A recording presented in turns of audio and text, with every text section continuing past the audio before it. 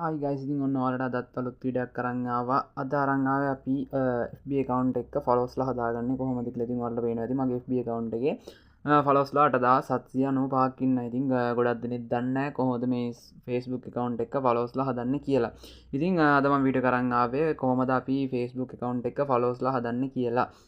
ඉතින් මේක හදන්න යන්න විනාඩි 2ක් 3ක් වගේ පොඩි කාලයක් යන ඉතින් හදන හැටි මම අනිවාර්යෙන් කියලා දෙන්න. හරි ඉතින් එහෙනම් අපි බලමු කොහොමද අපේ FB account එකේ followsලා හදාගන්නේ කියලා.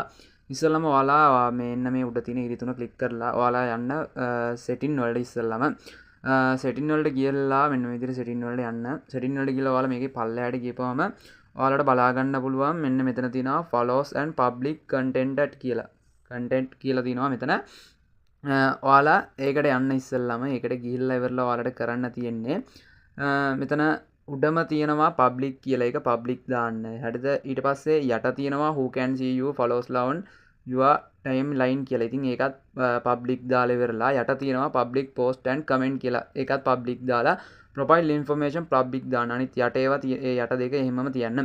ඊට පස්සේ ඔයාලට කරන්න තියෙන්නේ මෙච්චරයි. ඔයාලට Facebook එකට එන request ඒ කියන්නේ friends ලාගෙන් එන request ඔයාලා accept කරන්න එපා. ඉතින් මම ඔයාලට එකක් පෙන්නන්නම්. ඒ accept කරන්න නැතුව තියන්න ඕනේ මෙන්න මේ විදිහට. එතකොට තමයි ඔයාලට මේ ඔයාගේ ප්‍රොෆයිල් එකේ followers ලව පෙන්වන්නේ.